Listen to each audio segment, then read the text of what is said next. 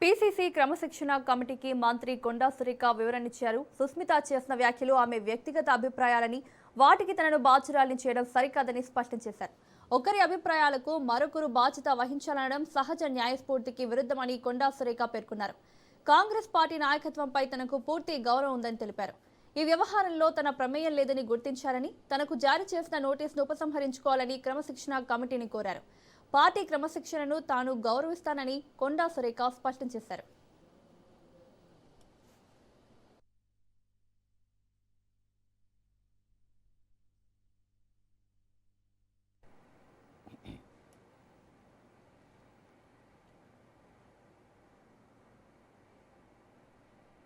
Party line దాటి ఎవరైనా మాట్లాడితే ఉపేక్షించేది లేదని టీపీసీసీ అధ్యక్షుడు మహేష్ గౌడ్ స్పష్టం చేశారు.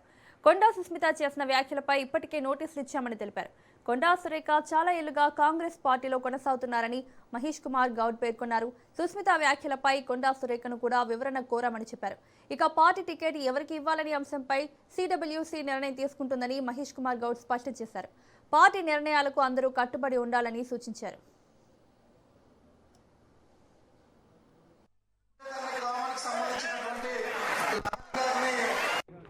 కొండా సుస్మిత కానీ చిన్నారెడ్డి గారు కానీ ఎవరు మాట్లాడినా పార్టీ లైన్ దాటి మాట్లాడినప్పుడు క్రమశిక్షణ కిందికి వస్తారు. కొండా సురేఖ గారు ఏళ్ల తరబడి రాజకీయాల్లో ఉన్నారు. వారంటే మా అందరూ కూడా గౌరవం. పార్టీ లైన్ దాటి కొండా సుస్మిత గారు మాట్లాడినట్టు వ్యవహారం చాలా బాధాకరం. దాన్ని తీవ్రంగా ఖండిస్తా ఉన్నాం. కొండా సుస్మిత గారు కొండా సురేఖ కూతురు. సురేఖ గారు బాధ్యతమైనటువంటి మంత్రి పదవులు ఉన్నారు కాబట్టి వారికి నిన్న వివరణ కోరడం జరిగింది. సురేఖ గారు వివరణ ఇచ్చిన తర్వాత తదుపరి ఏం చేయాలో ఆలోచిస్తాం. అదేవిధంగా చిన్నారెడ్డి గారు కూడా చాలా సీనియర్ నాయకులు, మా అందరూ కూడా గౌరవప్రదమైన నాయకులు. వారు ఎందుకు అలా మాట్లాడినారు, ఎందుకు మాట్లాడాల్సి వచ్చింది? కొండా సుస్మిత వ్యాఖ్యలకు మహిళా కాంగ్రెస్ నేతలు కౌంటర్ ఇచ్చారు. నోటికి ఏదొస్తే అది మాట్లాడొద్దని హెచ్చరించారు. సీఎం రేవంత్ స్థాయిపై మాట్లాడే హక్కు సుస్మితకు ఎక్కడిదని ప్రశ్నించారు. సినిమా డైలాగులు కొట్టడం సింపుల్గానే ఉంటుందని, కానీ ఆ మాటల తర్వాత వచ్చే పరిణామాలను కూడా ఆలోచించాల్సిన అవసరం ఉందని సూచించారు.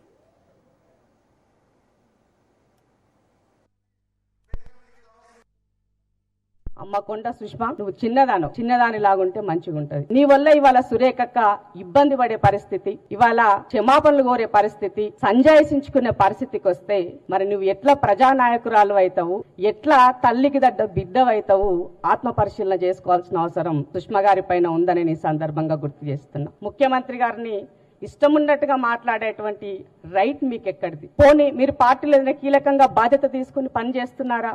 పోనీ ప్రజాక్షేత్రంలో నిత్యం ప్రజల మధ్య ఉండి ప్రజల గురించి ఏదైనా సాధక బాధకాలు మీరేమైనా తీరుస్తున్నారా? అది కూడా ఏమి లేదు కదా. ఇవాళ పార్టీని బట్టి కాంగ్రెస్ పార్టీ కాదు, పచ్చ కాంగ్రెస్ పార్టీ అని మాట్లాడుతున్నాం. మనం కూడా పోయి వచ్చినాం కదా, మనం ఒక పార్టీలో ఏం లేం కదా. మీ నోటికి ఏదొస్తే అది మాట్లాడి చులకన. కాంగ్రెస్ లో అంతర్గత విభేదాలపై మాజీ మంత్రి జీవన్ రెడ్డి ఫైర్ అయ్యారు. రేవంత్ రెడ్డికే ముందుగా షోకాస్ నోటీస్ ఇవ్వాలన్నారు. కాంగ్రెస్ లో సమస్యలకు వలసదారులే కారణమన్నారు. పార్టీ ఫిరాయింపులను ప్రోత్సహిస్తోంది రేవంత్ రెడ్డినని జీవన్ రెడ్డి మండిపడ్డారు. రేవంత్ కాంగ్రెస్ ను బలహీనపరుస్తున్నారని ఆయన విమర్శించారు.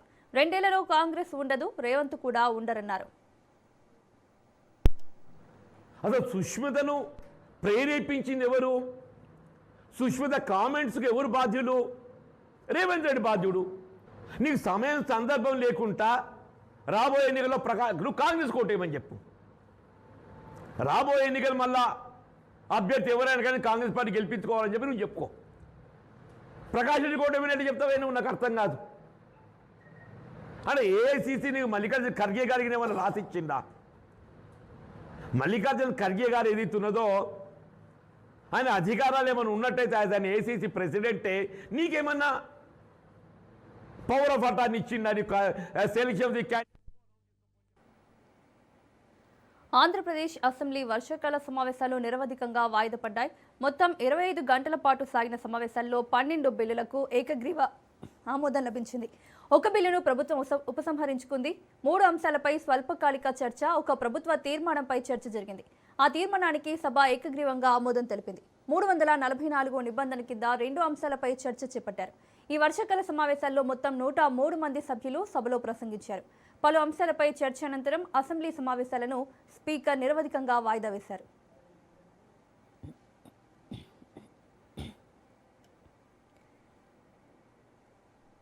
ఏపీ శాసన మండలిలో వైసీపీ ఎమ్మెల్సీలు ఆందోళన చేపట్టారు. సభ వాయిదా పడినప్పటికీ తమ నిరసనను కొనసాగించారు. మండలి ప్రాంగణంలో నేలపై కూర్చొని బైఠాయించి ఆందోళన చేపట్టారు. డీఎస్సీ అక్రమాలపై శాసన మండలిలో చర్చ జరపాలని డిమాండ్ చేశారు. మంత్రి లోకేష్ రాజీనామా చేయాలని డిమాండ్ చేస్తూ ఎమ్మెల్సీలు నినాదాలు చేశారు. సభ వాయిదా అనంతరం కూడా ఎమ్మెల్సీలు నిరసన కొనసాగించడంతో మండలి ప్రాంగణంలో ఉద్రిక్త వాతావరణం నెలకొంది.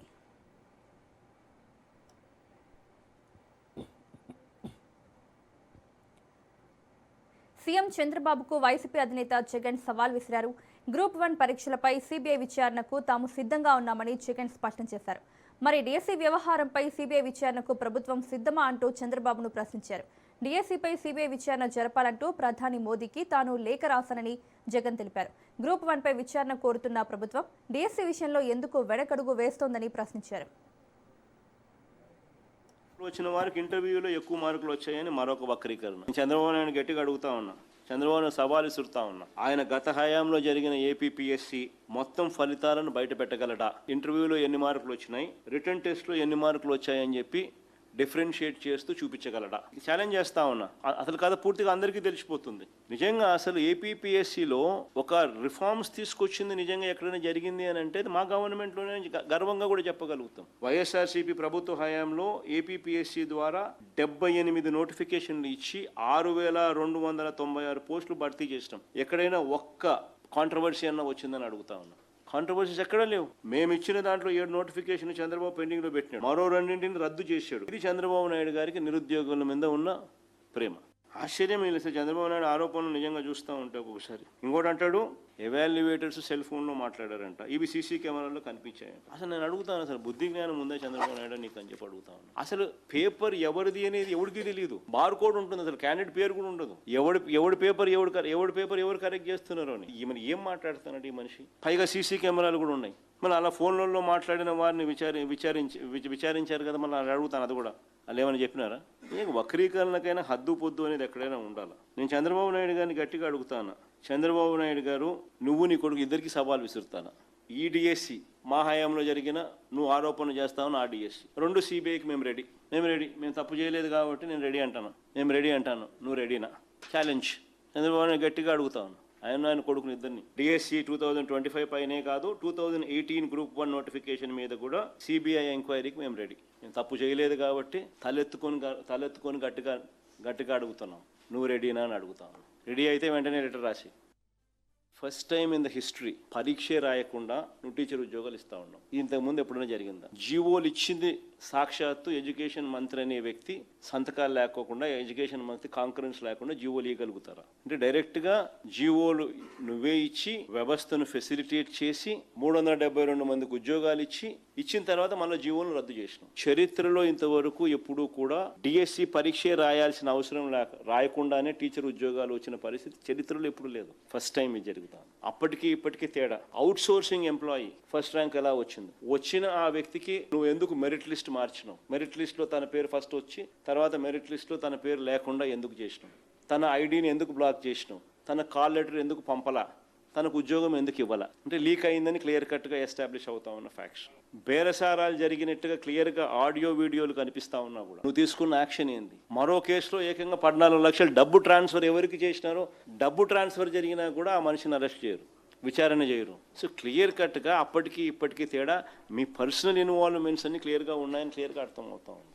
ఉద్యోగస్తులకు అన్ని రకాలుగా చంద్రబాబు నాయుడు గారు మోసం చేసినారు. ఈ రోజు చంద్రబాబు నాయుడు గారు మేనిఫెస్టో ఈ రోజు గమనిస్తే అందరికీ ఓపెన్ గా ఉండే డాక్యుమెంట్ అది. ఒకసారి మేనిఫెస్టో చూడండి. ఒకసారి ఎన్నికలప్పుడు చంద్రబాబు నాయుడు ఏం చెప్పినాడో ఒకసారి గమనించండి. వస్తూనే ఐఆర్ అన్నాడు, ఐఆర్ ఇవ్వాల. ఉన్న పిఆర్సీ చైర్మన్ రద్దు చేసినాడు, కొత్త పిఆర్సీని ఇంతవరకు అపాయింట్ చేయాలి. అపాయింట్ చేస్తే రికమెండేషన్ వస్తే జీతాలు పెంచాల్సి వస్తుందని చెప్పి అది కూడా రద్దు చేసినాడు. సో ఐఆర్ లేదు, పిఆర్సీ లేదు, 5 డిఎల్ పెండింగ్. ఇంకా సరెండర్ లీవ్స్ దగ్గర నుంచి మొదలు పెడితే ఏపీజీఎల్ఐ దగ్గర నుంచి ఇటువంటి అన్ని లెక్కేసుకుంటే దాదాపుగా 35-40 వేల కోట్ల రూపాయలు బకాయిలు ఉన్నాయి. సిపిఎస్ను కూడా తీసేస్తాను అని చెప్పిన హామీ కూడా అది కూడా మా ప్రభుత్వ హయాంలో కనీసం ఎంప్లాయీస్ గురించి ఆలోచన చేసి మేము తెచ్చిన ఒక రెవల్యూషన్ దేశం మొత్తం ఫాలో అవుతుంది ఈరోజు జీపీఎస్ గ్యారంటీడ్ పెన్షన్స్ కి. ఇప్పుడు అది లేదు, ఇది లేదు. ఈ రకంగా ఎంప్లాయీస్ అనే వాళ్ళు చంద్రబాబు నాయుడు గారి గవర్నమెంట్ మీద సంతోషం వ్యక్తం చేస్తారు. ఈ రోజు అన్ని రకాలుగా ఎంప్లాయీస్ కు నష్టం చేసిన వ్యక్తి చంద్రబాబు నాయుడు గారు. మరోవైపున వాళ్ళ ఆత్మస్థైర్యాన్ని దెబ్బతీస్తా ఉన్నాడు, వాళ్ళ ఆత్మవిశ్వాసాన్ని దెబ్బతీస్తా ఉన్నాడు. అసెంబ్లీ మీడియా పాయింట్ వద్ద బీజేపీ శాసనసభ పక్షనేత ఏలేటి మహేశ్వర్ రెడ్డి హాట్ కామెంట్స్ చేశారు. ఎమ్మెల్సీలు ఏవిఎన్ రెడ్డి, మల్క కొమరయ్యతో కలిసి మీడియా పాయింట్కు చేరుకున్న ఏలేటి రెవెన్యూ శాఖ మంత్రి పొంగులేటి శ్రీనివాసరెడ్డిపై తీవ్ర అవినీతి ఆరోపణలు చేశారు.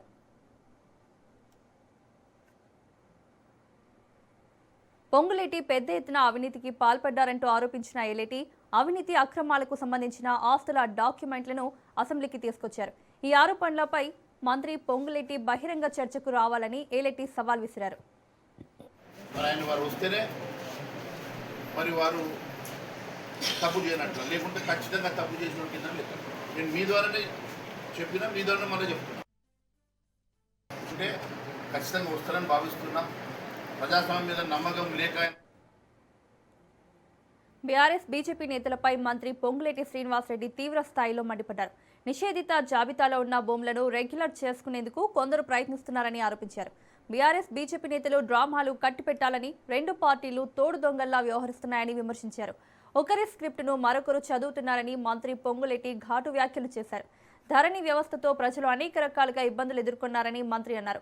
రాష్ట్రంలో ప్రతి అంగుళం భూమిని సర్వే చేసి రైతులకు భూ హక్కులు కల్పిస్తామని తెలిపారు. నోటీసులు ఇచ్చి అవసరమైన ఎన్ఓసీలు తీసుకున్న అనంతరం భూధార్ కార్డులు అందిస్తామని చెప్పారు. వచ్చే ఎన్నికల్లో భూభారతి చట్టమే తమకు రెఫరెండం అని మంత్రి పొంగులేటి స్పష్టం చేశారు. ఎవరైతే సాగులో కొన్ని దశాబ్దాలుగా సాగు చేసుకుంటున్న రైతన్నకి పూర్తి భద్రత, భరోసా కల్పించాలన్నదే మన ప్రభుత్వం యొక్క లక్ష్యమో ఆలోచన.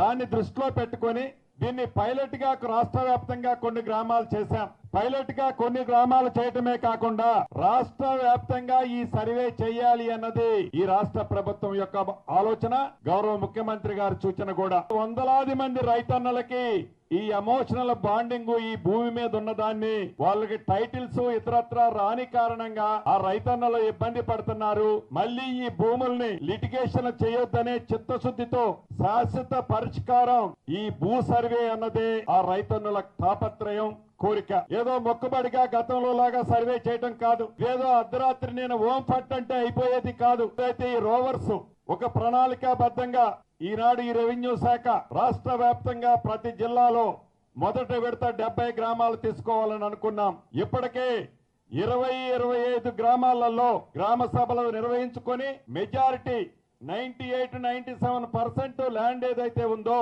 రాష్ట్ర వ్యాప్తంగా వ్యవసాయ భూమి సర్వేతో పాటు అబాదీ ప్రాపర్టీస్ ప్రతి రైతన్నకున్న పాకెట్ ని ఒక పార్సిల్ గా ఐడెంటిఫై చేసి కోఆర్డినేట్స్ తో ఒక మ్యాప్ నిస్తూ ఆ మ్యాప్ ప్రకారం వాళ్ళకి పూర్తి హక్కులతో కూడిన వారి భూమికి సంబంధించిన టైటిల్స్ ఇవ్వాలన్నదే ఈ ప్రభుత్వం యొక్క ఆలోచన. దానికి శ్రీకారమే ఈ రోజు బేతిపల్లి రెవెన్యూ గ్రామంలో యుద్ధ ప్రాతిపదిక మీద చిన్న అవకతవకలు కూడా జరగకుండా ఈ రెవెన్యూ గ్రామాన్ని కాంగ్రెస్ అగ్రనేత రాహుల్ గాంధీకి మాజీ మంత్రి హరీష్ రావు బహిరంగ లేఖ రాశారు. రెవెన్యూ శాఖలో అవినీతి ఆరోపణలతో పాటు 22A చట్టం దుర్వినియోగం అవుతోందంటూ హరీష్ రావు తీవ్ర ఆరోపణలు చేశారు. 22A అనేది నిషేధిత భూముల రిజిస్ట్రేషన్ను అడ్డుకునేందుకు తీసుకొచ్చిన చట్టమని, ప్రైవేట్ ఆస్తులపై వివాదాలు సృష్టించి వసూళ్లకు పాల్పడేందుకు కాదని హరీష్ రావు పేర్కొన్నారు. జూబ్లీహిల్స్, బంజారాహిల్స్ తో పాటు హైదరాబాద్, రంగారెడ్డి, మేడ్చల్, సంగారెడ్డి జిల్లాల్లో హెచ్ఎండీ అనుమతులు ఉన్న ప్రైవేట్ ఆస్తులను సైతం ఏకపక్షంగా 22A జాబితాలో చేర్చి ప్రజలను వేధిస్తున్నారని ఆరోపించారు.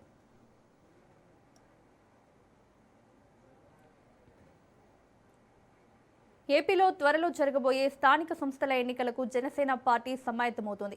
ఈ ఎన్నికలే లక్ష్యంగా పక్కా వ్యూహంతో ముందుకు సాగాలని పార్టీ అధ్యక్షుడు, డిప్యూటీ సీఎం పవన్ కళ్యాణ్ నిర్ణయించారు. సార్వత్రిక ఎన్నికల్లో అనుసరించిన వ్యూహానికి భిన్నంగా క్షేత్రస్థాయి బలాబలాలకు అనుగుణంగా ఈ ఎన్నికల్లో జనసేన ప్రభావశీలమైన పోటీ ఇస్తుందని ఆయన స్పష్టం చేశారు.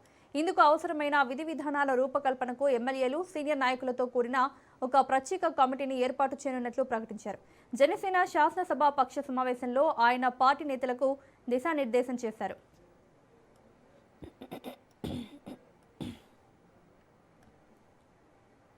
జూనియర్ డాక్టర్లు మంత్రి సత్యకుమార్ మధ్య జరిగిన చర్చలు విఫలమయ్యాయి. ఉపకార వేతనం పెంపు విషయంలో ఇరు వర్గాల మధ్య సయోధ్య కుదరలేదు. 30% పెంపు సాధ్యం కాకపోయినా కనీసం 20% పెంచాలని జూరాలు డిమాండ్ చేశారు. అయితే ప్రస్తుతం ఆర్థిక పరిస్థితుల దృష్ట్యా అంత మొత్తం ఇచ్చే పరిస్థితి లేదని మంత్రి సత్యకుమార్ స్పష్టం చేసినట్లు జూరాలు తెలిపారు. ముఖ్యమంత్రి ఆర్థిక శాఖ అధికారులతో చర్చించిన తర్వాత మరోసారి సమావేశమవుతామని మంత్రి చెప్పినట్లు తెలుస్తుంది. తమ డిమాండ్లపై ప్రభుత్వం నుంచి స్పష్టమైన హామీ వచ్చే వరకు సమ్మె కొనసాగిస్తామని జూనియర్ డాక్టర్లు స్పష్టం చేశారు.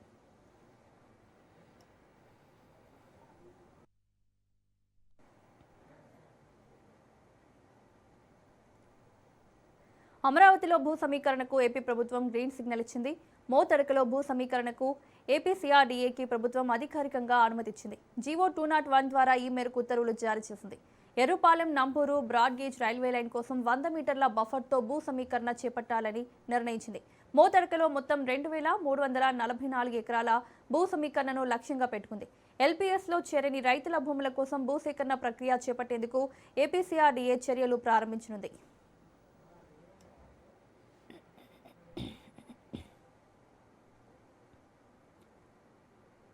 షాదీ ముబారక్, కళ్యాణ్ లక్ష్మి పథకాలపై తెలంగాణ హైకోర్టు కీలక వ్యాఖ్యలు చేసింది. ఈ పథకాలపై ఉన్న స్టేను ఎత్తివేసేందుకు కోర్టు నిరాకరించింది. జీతాలు, పెన్షన్లు సకాలంలో అందక అనేక మంది ఇబ్బందులు పడుతున్నారని కోర్టు పేర్కొంది.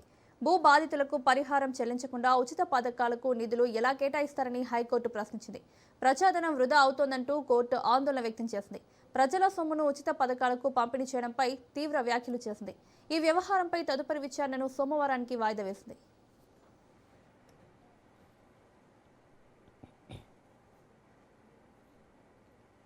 హైదరాబాద్ మాదాపూర్లో ఎంపీ లింగమనేని రమేష్ కుమారుడు సంజోష్పై రోడ్డు ప్రమాదం కేసు నమోదైంది. ఈ నెల 16న సంజోష్ కార్ నడుపుతూ ఓ యువతిని ఢీకొట్టిన ఘటనలో ఆమె ఘటనా స్థలంలోనే మృతి చెందింది. పోలీసుల దర్యాప్తులో ప్రమాద సమయంలో కారు సంజోషే నడిపినట్లు నిర్ధారణ అయినట్లు తెలుస్తోంది. దీంతో సంజోష్పై సంబంధిత బిఎన్ఎస్ సెక్షన్ల కింద కేసు నమోదు చేశారు. ఈ కేసులో సంజోష్కు పోలీసులు నోటీసులు జారీ చేసి పంపించారు. ప్రమాదానికి సంబంధించిన పూర్తి వివరాలపై పోలీసులు దర్యాప్తు కొనసాగిస్తున్నారు.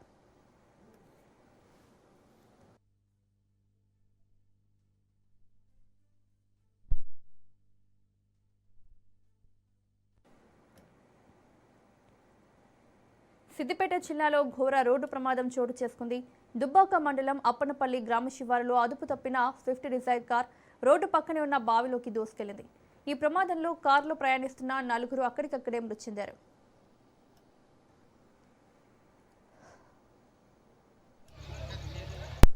మృతులను బలవంతపూర్ గ్రామానికి చెందిన రాజు, ఆయన భార్యతో పాటు వారి 2 పిల్లలుగా పోలీసులు గుర్తించారు.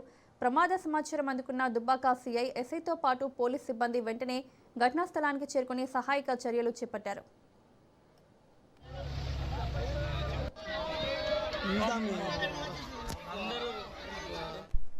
క్రేన్ సహాయంతో బావిలో పడిపోయిన కారును బయటకు తీసి అందులో ఉన్న మృతదేహాలను పోలీసులు వెలికి తీశారు. అనంతరం మృతదేహాలను పోస్ట్ మార్టం నిమిత్తం ప్రభుత్వ ఆసుపత్రికి తరలించారు.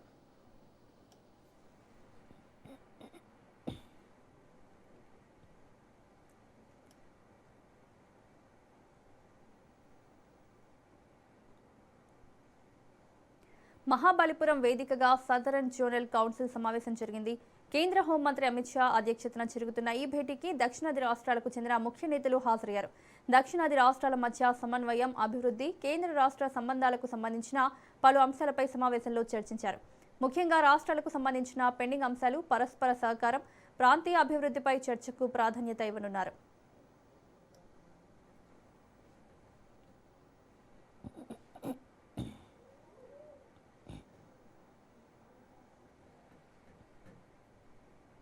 భారత దివంగత మాజీ ప్రధానమంత్రి రాజీవ్ గాంధీ జయంతి సందర్భంగా కాంగ్రెస్ అగ్రనేతలు ఘన నివాళులర్పించారు.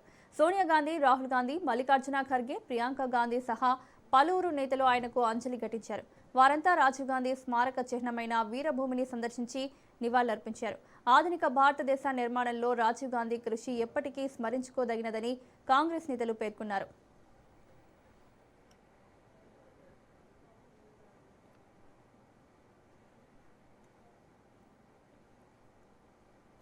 లోక్సభ ప్రతిపక్ష నేత కాంగ్రెస్ ఎంపీ రాహుల్ గాంధీ ప్రధాని మోదీ కేంద్ర హోంమంత్రి అమిత్ షాలపై విమర్శలు గుప్పించారు.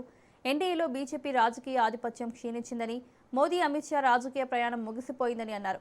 కేంద్రంలో బీజేపీకి స్వతంత్రంగా మెజారిటీ లేకపోవడం వల్ల ఆ పార్టీ రాజకీయ శక్తి, పట్టు పూర్తిగా తగ్గిపోయాయని ఆయన విమర్శించారు. It cannot exist without a political system that reaches deep inside the country, Panchayati Raj, MLAs, MPs, etc., etc. So that is really what you have to do. That is where you have to go. But most important for me is your individual journeys. What is your name?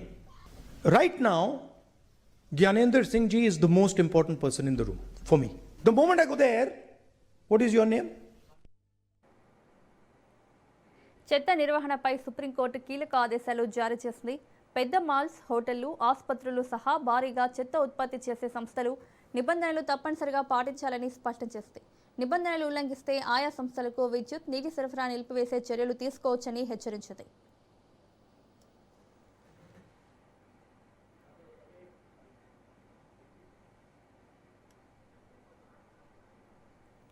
బంగారం, వెండి ధరలు మరోసారి భారీగా పెరిగాయి. పసిడి ధరలు మరోసారి గరిష్ట స్థాయిలకు చేరగా వెండి ధర కూడా భారీగా పెరిగింది. 24 క్యారెట్ల 10 గ్రాముల బంగారం ధర ఏకంగా 4,300 రూపాయలు పెరిగి 1,59,270కి చేరింది. ఇక 22 క్యారెట్ల 10 గ్రాముల బంగారం ధర 3,950 పెరిగి 1,46,000కు చేరింది. మరోవైపు వెండి ధర కూడా భారీగా పెరిగింది. కిలో వెండిపై 10,000 రూపాయలు పెరిగింది. కిలో వెండి ధర ప్రస్తుతం 2,60,000కు చేరింది. పెరుగుతున్న ధరలు సామాన్యులపై మరింత భారం మోపుతున్నాయి.